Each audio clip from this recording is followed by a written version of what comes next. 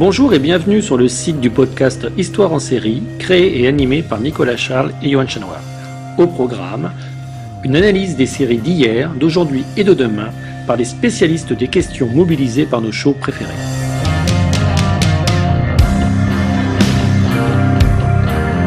Histoire en série, c'est le podcast qui met en relation histoire, sciences humaines et séries.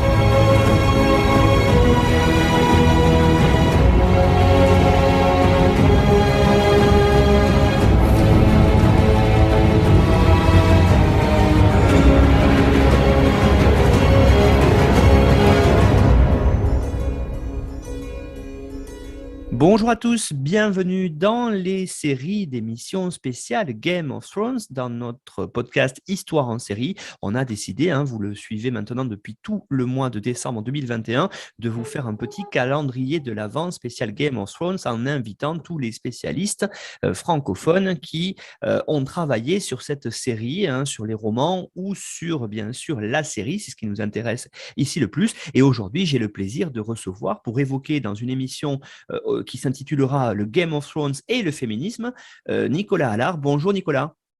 Bonjour Nicolas.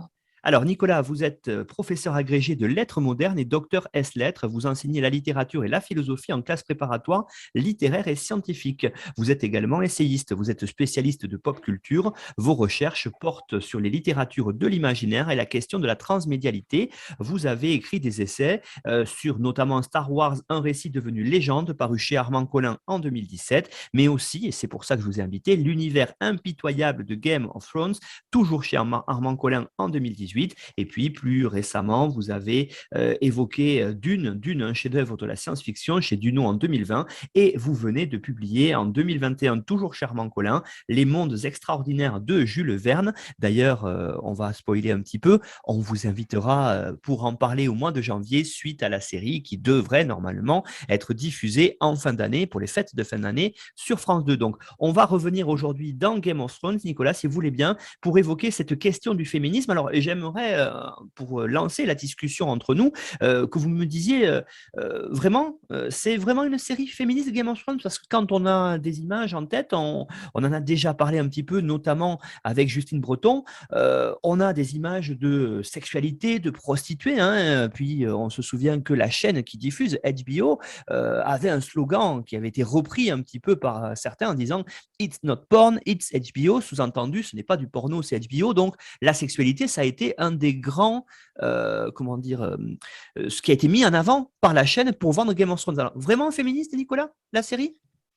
Oui, c'est une excellente question que vous posez. Tout d'abord, avant d'y répondre, je suis très heureux de participer à ce podcast et de faire partie de ce calendrier de l'Avent Game of Thrones. C'est un grand plaisir pour moi parce que j'apprécie beaucoup ce que vous faites.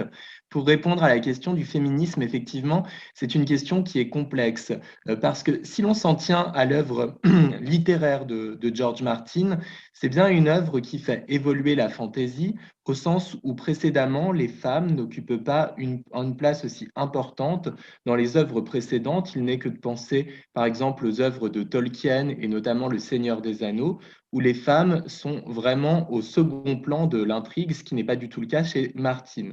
Si l'on s'intéresse effectivement à l'adaptation télévisuelle de ces romans, donc Game of Thrones, il y a effectivement ce problème-là qui a été souvent évoqué, notamment concernant les premières saisons de la série, à savoir la place de la sexualité, et une sexualité qui souvent mettait les femmes dans une position de soumission, ce qui a pu créer un certain nombre de problèmes et de polémiques, aussi bien une réaction négative chez certains fans de la série, que parfois certaines actrices qui effectivement pouvaient se plaindre que leur personnage soit présenté de telle façon, puisse être finalement réduit en partie à sa sexualité ou à sa nudité. Donc c'est vrai que la question peut sembler peut-être un peu incongrue, présenter Game of Thrones finalement comme une série féministe. Si l'on regarde la manière dont la série évolue, justement, on voit bien que l'angle du féminisme est loin d'être mauvais et loin de manquer de pertinence, puisque précisément la sexualité va de plus en plus être réduite à mesure que l'on va avancer dans la série. Je pense notamment aux toutes dernières saisons où là, elle est toujours présente, mais beaucoup moins qu'auparavant. Et puis, il ne faut pas oublier par ailleurs que HBO avait tendance déjà à promouvoir une certaine forme de liberté dans la représentation de la sexualité, avec une de ces grandes séries au début du XXIe siècle qui était Rome. Donc, ce n'est pas propre, par exemple, à Game of Thrones ici d'avoir voulu mettre en avant une forme de sexualité. C'est aussi un marqueur d'une période qui est censée être différente de la nôtre, l'Antiquité dans le cas de Rome, une période, une sorte de Moyen-Âge un peu fantasmé dans le cas de Game of Thrones, avec même parfois des relents d'Antiquité quand on pense notamment à ce qui nous est représenté sur le territoire d'Essos. Donc c'est vrai que cette représentation de la sexualité a pu, dans un premier temps, peut-être flouter ou rendre moins clair le fait que les romans de George Martin étaient quand même des romans qui faisaient avancer la réflexion sur la place des femmes dans la fantaisie. Et par ailleurs, la série elle-même, qui dans ses premières saisons est quand même très fidèle au roman, ne cherchait pas du tout à édulcorer ou à remettre en cause la place des femmes. On peut même dire, et je pense que c'est ce que l'on va évoquer un petit peu plus tard, que les femmes constituent des personnages extrêmement forts, extrêmement divers dans cette œuvre, et donc on ne peut pas ici remettre en cause effectivement cette dimension-là. Nicolas Allard, justement, par rapport toujours à cette question des femmes, on a évoqué dans une émission précédente avec Justine Breton la question de la fantaisie. Alors, je voulais voir avec vous, justement, mettre les deux un petit peu en relation. C'est intéressant avec vous, votre profil littéraire, pour nous dire vraiment cet univers de fantaisie, il accorde véritablement une vraie place aux femmes dans le discours diégétique, hein. C'est-à-dire que vraiment, les femmes, là, on les a mis au cœur de l'intrigue. Oui, tout à fait. Dans les littératures de l'imaginaire, la science-fiction, beaucoup plutôt que la fantasy, a accordé une certaine importance aux femmes. Justement, vous vous rappeliez que j'avais écrit un essai sur Dune. J'ai consacré dans mon essai un chapitre entier sur la question des femmes puissantes qui sont présentes dans Dune, parce que Frank Herbert, lui, était assez sensible justement au mouvement féministe qui commençait à apparaître dans la société américaine une petite vingtaine d'années après la Seconde Guerre mondiale. Et il a voulu en rendre compte justement dans Dune. On a plusieurs personnages féminins qui sont extrêmement forts, puissants, et qui justement constituent des personnages qui sont essentiels à l'intrigue. dont l'absence poserait de vrais problèmes au développement de la diégèse. Or, à la même époque, à peu près, une petite dizaine d'années avant, on a effectivement Le Seigneur des Anneaux de Tolkien, dans lequel il y a bien des personnages féminins qui peuvent être assez puissants, on pense notamment à Galadriel, mais ce ne sont pas des personnages qui ont une part essentielle, importante au développement de l'intrigue, de la diégèse. On peut d'ailleurs évoquer le fait que pour Peter Jackson, cela posait problème et qu'il a tenté le plus possible de féminiser son adaptation et du Seigneur des Anneaux et du Hobbit, ce qui parfois a posé problème dans la réception qu'ont pu en faire les fans, notamment pour le Hobbit, où il a inventé un personnage qui n'existe pas dans l'œuvre, qui est le personnage de l'elfe Tauriel. Mais il sentait bien effectivement qu'il manquait ici un élément important à son intrigue, à savoir une présence féminine qui soit plus conséquente. La science-fiction donc n'a pas ce problème-là, ou en tous les cas, elle a su peut-être le régler plus tôt que la fantasy. Et c'est vrai que George Martin, lui, et ça mérite quand même d'être salué, c'est important de pouvoir le recontextualiser, George Martin est sans doute le premier écrivain important de l'histoire de la fantasy à vouloir placer la femme au centre de la diégèse, à faire en sorte que la femme, finalement, ne soit pas simplement la récompense que l'on va donner aux guerriers valeureux à la fin de l'intrigue. Il va également veiller à ne pas limiter la femme à la seule question de l'amour, ce qui pouvait être le cas précédemment. Il faut rappeler d'ailleurs que la fantaisie a pour origine les romans de chevalerie de la période médiévale. Le premier grand romancier important de cette période, c'est Chrétien de Troyes. Et chez Chrétien de Troyes, il y a des personnages féminins qui peuvent être intéressants. Son premier roman, Érec et Énide, justement, porte le prénom de deux protagonistes qui sont un homme et une femme qui forment un couple. Mais Énide, dans ce récit, donc, qui est l'épouse d'Érec, qui est un chevalier, Énide se définit beaucoup quand même par rapport à la place qu'elle occupe vis-à-vis d'Érec. Donc ce n'est pas ici, ce n'est pas un type de texte dans lequel la femme est au centre. Et effectivement, si on regarde les romans de Chrétien de Troyes, puis les romanciers qui vont s'inspirer ensuite de son œuvre, très souvent, le roman de chevalerie implique bien sûr que l'on ait plutôt des personnages masculins au centre de l'intrigue. Ce qui est intéressant justement avec George Martin, il en était conscient, c'était de pouvoir proposer des personnages féminins qui soient capables de combattre, qui soient capables de se constituer pratiquement en chevaliers. On en a un bel exemple avec Brienne de Tarse. On pourrait également évoquer le personnage d'Arya qui, sans être un chevalier en tant que tel, que ce soit dans l'intrigue des romans ou dans l'intrigue de la série, eh bien, est une combattante hors pair. Ce qui est intéressant également, c'est qu'il a cherché le plus possible, George Martin, à ne pas limiter la femme ici à un seul et même rôle ou à un seul et même statut.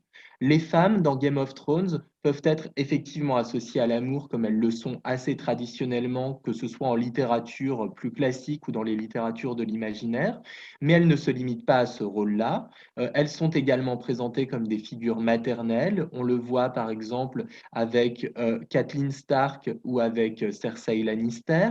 Elles sont également des combattantes. C'est le cas, donc, comme je le disais, avec Brienne, avec Arya. On pourrait également citer la sauvageonne Ygritte, notamment, ou les aspics des sables pour parler du territoire de Dorne. Et puis, les femmes également sont ici capables d'être des femmes de pouvoir. On peut penser là aussi à Catelyn, à Cersei, Ellaria Sand ou encore Olenna Tyrell, donc, ou bien sûr Daenerys qu'il ne faut pas oublier. Et puis, indépendamment de toutes ces qualités-là, qui sont déjà vraiment de vrais apports par rapport à ce que l'on pouvait connaître précédemment dans la fantasy, les femmes également sont associées à la question de la magie, et une magie qu'elles vont pratiquer aussi bien pour faire le mal que pour faire le bien. Donc ici, on ne les limite pas justement à une simple question de bien d'un côté ou de mal de l'autre. On peut penser au rôle assez ambigu qui est celui des prêtresses rouges dans la série comme dans les romans. Et puis même Daenerys est un personnage qui est associé du fait des dragons à une forme de magie. Donc c'est très intéressant de voir que Martin et justement les showrunners ont respecté cela ensuite, ont donné une importance diégétique aux femmes et ont veillé également à ce que celles-ci ne se limitent pas à un seul rôle. On peut d'ailleurs noter, si on veut rapidement parler des romans, que dans les romans, les femmes, quand elles sont personnages chapitres, c'est-à-dire qu'elles donnent leur nom au chapitre et que l'on a accès à leur point de vue à elles, eh bien, dans ces cas-là, elles représentent quand même 40% de l'ensemble des chapitres, ce qui est beaucoup dans une œuvre de fantasy. Et d'ailleurs, le seul personnage qui est présent dans l'ensemble des tomes écrits par Martin, c'est Arya.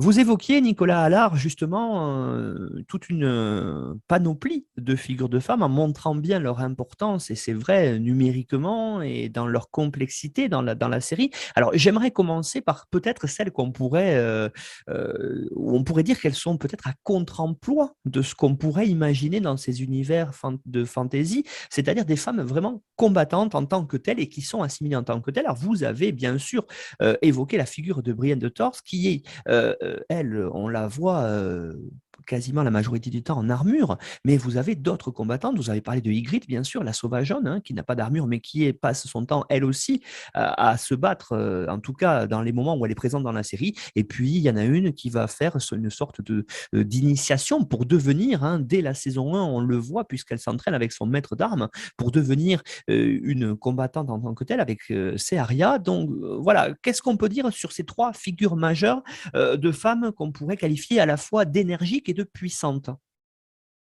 Oui, alors ce sont effectivement des femmes très, très intéressantes dans l'intrigue. Alors déjà, ce qui est assez fascinant chez Martin, et on le voit bien dans la série, c'est effectivement de permettre aux femmes bien, de se constituer comme des chevaliers, ou en tous les cas comme des personnages qui vont nous faire penser aux chevaliers traditionnels. Il faut rappeler notamment en ce qui concerne Brienne et également Arya, que ce sont deux femmes qui sont craintes justement des personnages masculins, et notamment des personnages masculins qui savent ce que veut dire combattre sur un champ de bataille et non pas simplement combattre dans le cadre d'un cénacle politique. Donc ici, c'est très intéressant de voir à quel point justement non seulement elles sont aptes au combat, mais elles vont être craintes, respectées des autres hommes. On ne va pas considérer simplement que ici elles sont méritantes de se confronter à la mort, au danger en tant que femmes, ce qui donc dans un modèle médiéval ne devrait pas être leur rôle premier. Effectivement, c'est très intéressant dans Game of Thrones de voir à quel point George Martin va accorder à des personnages féminins le statut de chevalier, ou un statut en tous les cas qui pourra nous faire songer aux chevaliers.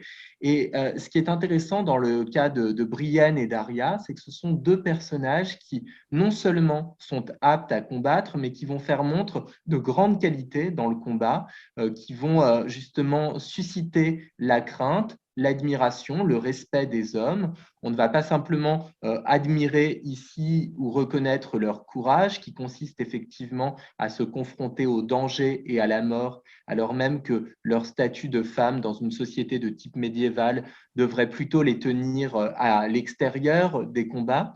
Ici, on va admirer à quel point elles se distinguent du lot, à quel point ce sont des personnages exceptionnels, et on peut même oser le mot, des personnages héroïques. Ce qui est également intéressant en ce qui concerne Arya, Brienne ou Ygritte, c'est que ce sont des personnages qui aiment combattre, c'est-à-dire qu'elles ne le font pas par nécessité. Il y a déjà eu des analogies, des parallèles intéressants qui ont pu être établis entre Brienne de Tarth, par exemple, et le personnage de Jeanne d'Arc.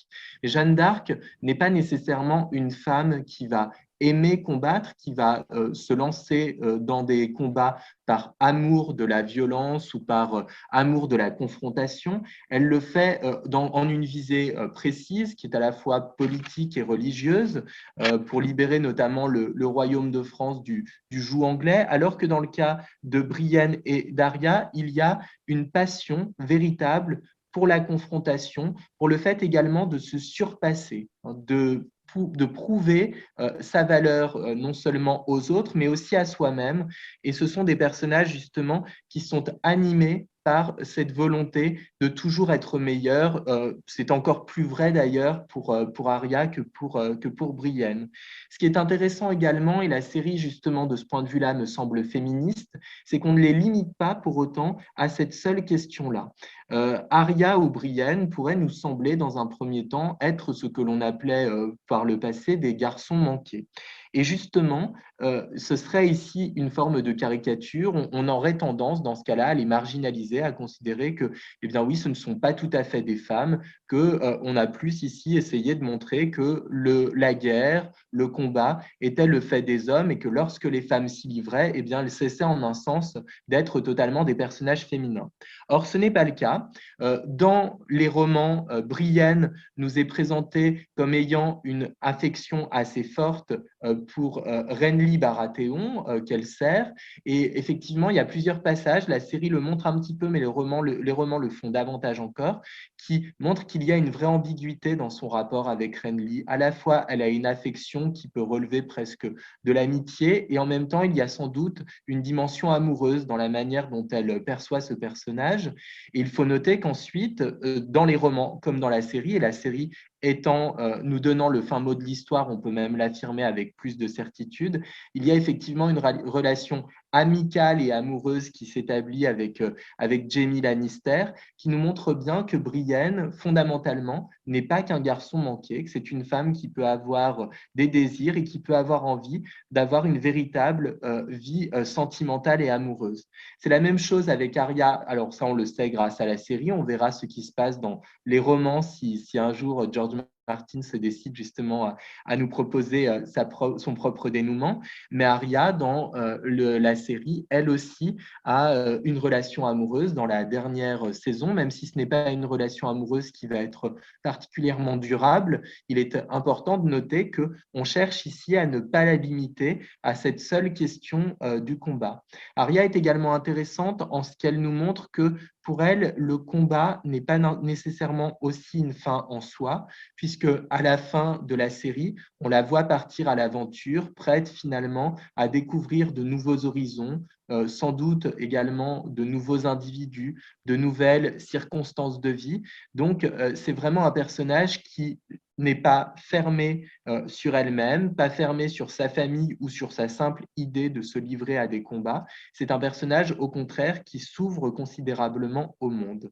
En ce qui concerne le personnage d'Ygritte, elle aussi est un personnage qui n'est pas limité au seul combat ou à la seule action, à une action qui serait presque de rébellion vis-à-vis de la situation qui est celle de son peuple, puisqu'elle a une relation amoureuse avec Jon Snow, qui est une relation tragique, mais qui permet également de montrer à quel point ici, que ce soit George Martin ou les showrunners, on ne limite pas, on ne cherche pas à limiter la femme à une seule et même dimension. On montre au contraire que tout en étant forte au combat, la femme peut tout à fait conserver une véritable sensibilité et avoir autant d'intérêt à se livrer à des combats sur le champ de bataille qu'à des combats amoureux.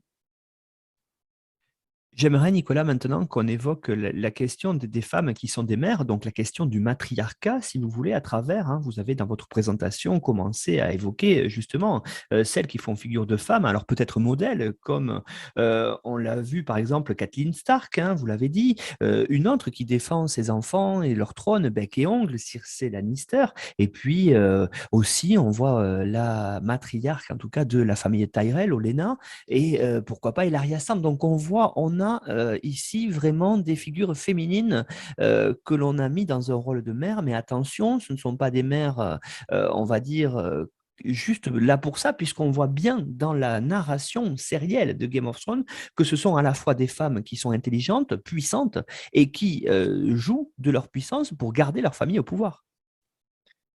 Oui, effectivement, ce qui est intéressant dans le cas de George Martin, c'est qu'il va de nouveau éviter de limiter les femmes à un seul et même rôle. On a donc des personnages féminins très importants qui évoquent un certain matriarcat dans la série et dans les romans. Catelyn Stark, Cersei Lannister, dont vous avez parlé, Arya Sand pour le domaine de Dorne, Olenna Tyrell, effectivement pour Au Jardin. On pourrait également évoquer Daenerys, qui est un personnage effectivement puissant, qui non seulement dirige dans des conditions difficiles la ville de Myrine, et puis qui va ensuite avoir l'ambition de conquérir le trône de fer, ce qu'elle ne pourra faire qu'un très bref instant, puisqu'elle n'a même pas le temps de s'y installer. Mais en même temps, ces femmes très, très puissantes, ces femmes de pouvoir, sont également présentées comme des mères et des mères qui sont heureuses de l'être. Catelyn Stark, dans le roman, ce que la série ne montre pas beaucoup, aimerait bien, par exemple, avoir de nouveau un enfant avec Ned Stark. Cersei Lannister, dans les romans, nous apprend que la plus grande émotion de femme qu'elle ait eue, c'est la première fois qu'elle a donné le sein à son premier enfant. Voilà, donc, et pour autant, on ne les limite pas à cette seule idée-là. Tout en étant heureuses de leur maternité, heureuses d'être mères et assumant pleinement leurs devoirs vis-à-vis de leurs enfants, parce qu'elles ne négligent pas du tout l'éducation de ceux-ci, que ce soit en bien ou en mal, peu importe, mais elles ne les négligent pas, elles ne délèguent pas leur éducation de façon extrêmement importante, hein. Elles sont toujours quand même présentes et attentives au devenir de leurs enfants. Eh bien, pour autant, elles vont également se préoccuper de leurs autres enfants, si je puis dire, à savoir la population qu'elles sont censées diriger ou pour laquelle, en tous les cas, elles peuvent avoir un certain nombre de responsabilités. C'est donc tout à fait essentiel. On peut également noter que ce sont des femmes de pouvoir qui présentent une vraie intelligence, qui sont extrêmement pragmatiques, qui ont une vraie finesse pour comprendre tous les rouages du pouvoir et pas simplement la manière de diriger un peuple ou de défendre un territoire, puisque, par exemple, dans la série comme dans les romans, on voit bien que Catelyn comme Cersei sont en réalité beaucoup plus avisées que leur fils aîné. Ce qui est intéressant également avec ces femmes de pouvoir, c'est que ce sont des femmes qui font preuve d'une intelligence, d'un pragmatisme qui est souvent supérieur d'ailleurs à celui des hommes. C'est-à-dire qu'elles ne vont pas simplement se contenter de prendre des décisions qui pourront être, par exemple, favorables au royaume qu'elles vont diriger ou dans lequel elles vont avoir des responsabilités. Elles vont également comprendre avec beaucoup de finesse les rouages du pouvoir et la manière effectivement de pouvoir conserver le rôle qui est le leur, de ne pas se voir supplanté par quelqu'un d'autre. Cersei en est un très bon exemple, hein. Machiavel nous dit dans Le Prince qu'il faut savoir être à la fois lion et renard pour conserver son pouvoir. Lion pour pouvoir éviter qu'il y ait effectivement des invasions extérieures, que le pouvoir soit menacé de l'extérieur. Et puis renard pour pouvoir, à l'intérieur de son royaume, eh bien, défendre ses propres intérêts et éviter que tel ou tel prétendant au trône ne l'emporte. Eh bien, Cersei, elle est déjà lionne, si l'on peut dire, par son statut de Lannister, et elle était effectivement renard par la même occasion. Quant à Catelyn Stark, il est assez fascinant de voir à quel point elle perçoit à l'avance le danger qu'il y aurait à mécontenter Walder Frey, puisque c'est ce que va faire son fils aîné. Et justement, elle va à plusieurs reprises lancer un certain nombre d'avertissements. Elle est consciente ici que l'attitude des Stark vis-à-vis de la famille Frey peut donner lieu sur le plus ou moins long terme à un certain nombre de conséquences qui pourraient être tout à fait négatives. Dans la famille Tyrell, on peut considérer également que la matriarche, Olenna, est beaucoup plus fine, beaucoup plus rusée et même beaucoup plus énergique que son fils et que ses petits-enfants. C'est vraiment elle qui tient les rênes de cette famille et cette famille dépend en grande partie de sa sagacité, de son intelligence. Donc, ce qui est vraiment fascinant, c'est que ces femmes de pouvoir sont effectivement méritantes. Il n'y a pas ici de, il n'y a pas ici une volonté de George Martin de simplement les placer là au pouvoir pour une question d'équilibre, pour montrer qu'effectivement la femme mérite elle aussi d'avoir une place importante dans la fantaisie. Ce sont des femmes qui, même si elles ne respectent pas toujours la morale, et on peut prendre le cas de Cersei, fondamentalement méritent par leur qualité intellectuelle, par leur capacité à comprendre les rouages du pouvoir, et bien de se trouver au sommet de la hiérarchie. On peut d'ailleurs rappeler que dans cette optique-là, la fin de Game of Thrones est effectivement une fin où, certes, c'est Bran qui se retrouve finalement sur le trône, mais où pendant une grande partie de cette dernière saison, les deux camps opposés sont dirigés par des femmes, Cersei d'un côté, Daenerys de l'autre. Et si l'on regarde d'ailleurs l'intégralité de la série, dès l'instant où le roi Baratheon meurt dans la première saison, finalement, le pouvoir est quasi exclusivement celui des femmes. On a certes Tywin qui va jouer un rôle important du côté des Lannister, mais Cersei a une telle influence sur sa famille et notamment sur ses enfants qu'elle nous semble effectivement ici une figure du pouvoir qui serait quasiment centrale. On peut également évoquer le fait que le territoire d'Essos, qui n'est pas du tout à négliger quand on parle de Game of Thrones, est en bonne partie présenté comme le territoire de Daenerys, le territoire sur lequel elle fait croître peu à peu son pouvoir. Et c'est tout à fait intéressant de se dire que quand on songe au pouvoir dans la série, on l'associe assez rapidement, assez spontanément aux femmes.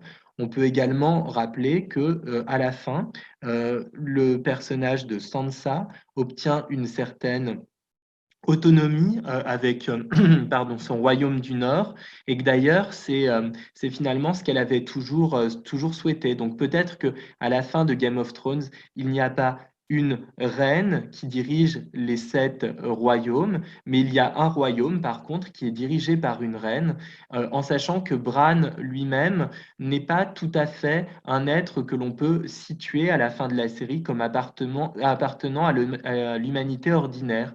C'est presque comme s'il était au-delà de cette différence entre l'homme et la femme, puisque il est en réalité la corneille à 3 yeux. Vous le montrez bien, Nicolas, et effectivement, hein, l'œuvre de Martine est parsemée de cette complexité et ces femmes complexes. On va peut-être terminer par celles qui ont le plus évolué au fil des 8 saisons. Hein. On a consacré avec Aurélie Passy notamment un épisode à Daenerys Targaryen, mais je voulais l'évoquer quand même un petit peu avec vous. Et puis, vous l'avez dit, hein, il y a ce personnage qui finit finalement reine du Nord, alors que quand on la voit au tout début, on voit bien qu'elle n'est pas concernée du tout par le gouvernement, mais plutôt par on va dire son travail entre guillemets de femme, de se marier, d'avoir des beaux vêtements. C'est Sansa, vraiment deux personnalités complexes à multiples facettes qui ont évolué tout au long des 8 saisons. Peut-être terminer cette émission sur ces deux femmes-là, Nicolas. Oui, Sansa et Daenerys sont vraiment les incarnations pour moi du fait que les personnages féminins de Game of Thrones sont des personnages complexes, notamment parce que ce sont peut-être encore plus qu'un certain nombre de personnages masculins, des personnages tout à fait évolutifs. Prenons tout d'abord le cas de Sansa. Dans mon essai L'univers impitoyable de Game of Thrones, j'établis un parallèle entre elle et Emma Bovary, au sens où l'une comme l'autre ont grandi en lisant beaucoup de textes romanesques, de textes qui leur ont donné une vision erronée de l'existence et plus particulièrement de l'amour, du rapport entre les hommes et les femmes. Sansa, finalement, elle est le modèle même du personnage de princesse tel qu'on peut le rencontrer dans les contes de fées. Un personnage donc qui ne s'intéresse pas du tout au combat, qui dans un premier temps ne s'intéresse pas véritablement à la question de la politique et qui vit essentiellement pour la question de l'amour, puis se projette en envisageant de fonder sa famille, puisque c'est assez vite ce qu'elle envisage dans la première saison lorsqu'elle évoque la possibilité de ses futures fiançailles et de son mariage avec Geoffrey. Euh, Ce qui est intéressant, c'est que donc les expériences qu'elle va vivre, qui sont des expériences douloureuses, vont la faire considérablement évoluer. Et c'est là où on voit la force d'ailleurs de caractère des femmes en général et de Sansa en particulier dans cette série. Sansa, plutôt que d'être détruite par ce qu'elle vit, qui est quand même assez difficile, que ce soit à titre plus collectif avec ce qui arrive à sa famille qu'à titre individuel, avec ce qu'il peut lui arriver de négatif et de violent dans son propre parcours personnel, eh bien, Sansa va réussir à en faire une force. Hein. Plutôt que de se laisser détruire par cela, eh bien, elle va devenir meilleure, va se complexifier, va voir finalement son personnage s'enrichir de beaucoup plus de dimensions, alors qu'au début de l'intrigue, c'est peut-être l'un des personnages les plus pauvres et l'un des personnages les plus caricaturaux. Et son parcours est intéressant parce que, certes, elle va abandonner totalement une vision fantasmée de l'amour, et on voit bien à mesure que l'on avance dans la série que elle est totalement lucide par rapport à l'amour, mais même au point de devenir cynique. Elle n'accorde plus aucune importance à ce sentiment amoureux. Mais ça va lui donner par contre la possibilité de devenir quelqu'un d'autre, une autre personne, plus mûre, plus complexe, euh, se tournant peut-être également davantage vers autrui, parce qu'au départ, Sansa est un personnage qui est tout à fait égoïste, et c'est ce qui va lui donner finalement cette appétence pour le pouvoir.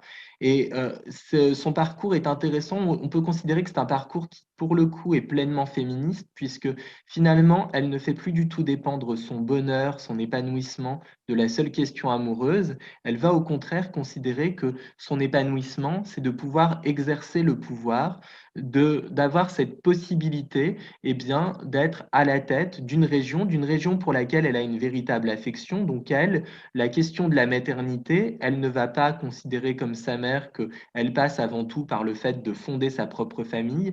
Peut-être sa véritable maternité est-elle ici de s'occuper de son peuple, ce peuple du Nord auquel elle est tout à fait attachée, que celui-ci perçoit d'ailleurs quand il pense à Sansa un peu comme sa mère, surtout que toutes les figures importantes du Nord ont disparu, que l'on pense notamment à Ned au début de la série, qui était vraiment une figure paternelle pour un grand nombre de Nordiens. Concernant Daenerys, Daenerys aussi est un personnage d'une extrême complexité et son parcours est très intéressant. Même s'il a pu être critiqué par la suite et que son rôle de Mad Queen, de reine folle, a pu justement être perçu comme une évolution antiféministe, ce n'est pas du tout un point de vue que je partage. Au contraire, je crois que c'est important de montrer que justement, dans une visée féministe, un personnage féminin que l'on pouvait apprécier, que l'on pouvait considérer comme héroïque, comme c'était le cas de Daenerys, peut aussi eh bien, avoir une trajectoire totalement inattendue et devenir un personnage négatif. Si l'on empêche aux femmes d'avoir une trajectoire qui puisse être de cet ordre-là, une trajectoire qui finalement nous semblera se détacher de la morale, eh bien, c'est leur refuser une possibilité que l'on octroierait sans véritable problème aux hommes. Donc moi, je crois qu'au contraire, cette évolution-là est loin d'être négative, elle a simplement été traitée de façon trop rapide dans la série,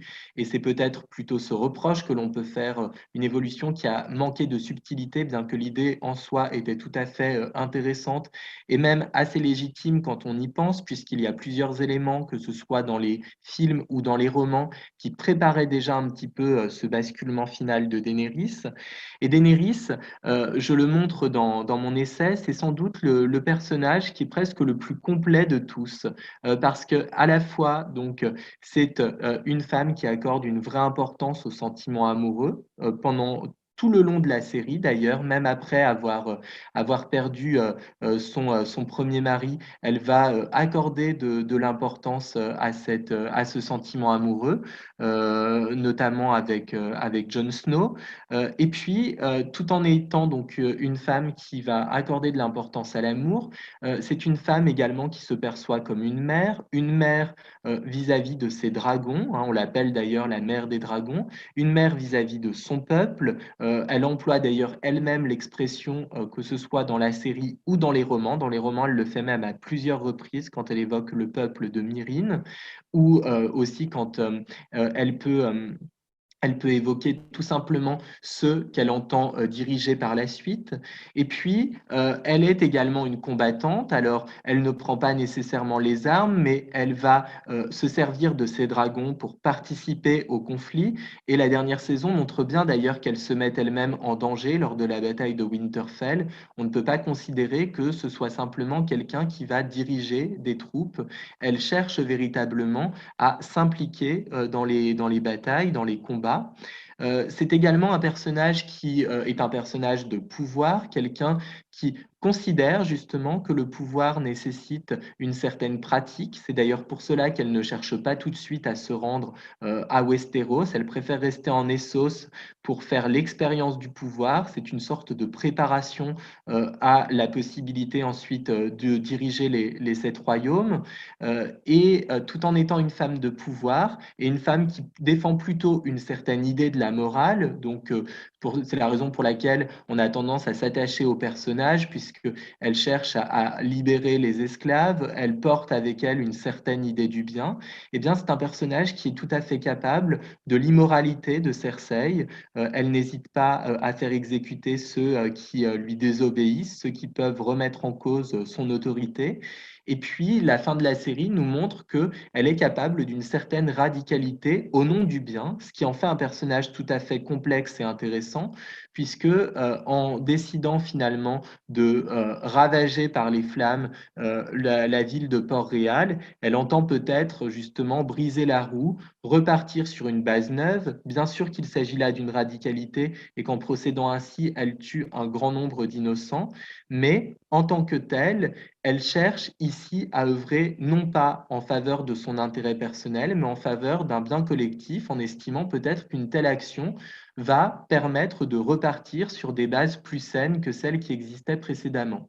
Donc, ce qui est vraiment fascinant avec Daenerys, c'est qu'elle incarne en fait à elle seule les différentes caractéristiques dont on a parlé dans le cadre de ce podcast. Elle les porte finalement à un haut degré de radicalité, ce qui fait peut-être qu'elle ne pouvait pas justement survivre à la série et rester sur le trône de fer de façon indéfinie à la fin de la série.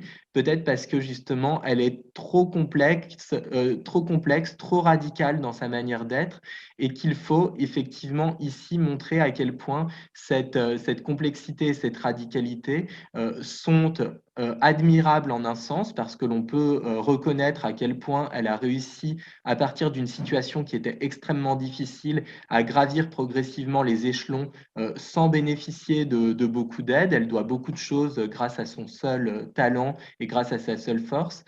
Mais en même temps, la radicalité qui l'anime ne lui permet pas ici de connaître une véritable stabilité. C'est ce qui lui a permis finalement d'améliorer sa situation. Mais la série nous montre qu'il faut peut-être ici confier le pouvoir à quelqu'un qui sera justement dans une forme de modération, qui peut-être ne déchaînera pas autant les passions que Daenerys, mais qui permettra à l'ensemble des sept royaumes de pouvoir coexister de façon peut-être plus apaisée. Nicolas Allard, merci beaucoup pour l'évocation des femmes et du féminisme dans Game of Thrones, donc dans le cadre de notre calendrier de l'Avent, de notre série d'émissions spéciales sur Game of Thrones. Vous avez fourni, comme tous les intervenants et intervenantes, une bibliographie indicative que l'on retrouve à la page de l'émission sur notre site histoireensérie.com, et puis vous retrouverez le résumé de l'émission, comme tous ceux depuis le début, sur notre partenaire nonfiction.fr. Je vous engage à aller retrouver pour lire ce ce site où on retrouve notamment des recensions de podcasts, mais pas que, des recensions d'ouvrages et d'essais aussi notamment. Voilà, donc nonfiction.fr, et puis vous nous retrouvez sur toutes les plateformes de podcast, sur Spotify, sur YouTube, et puis n'hésitez pas à nous suivre sur Twitter et à aller dans notre groupe Facebook pour partager un petit peu vos sentiments et discuter avec nous sur les émissions. Nicolas Allard, merci beaucoup et puis à bientôt. À bientôt et merci.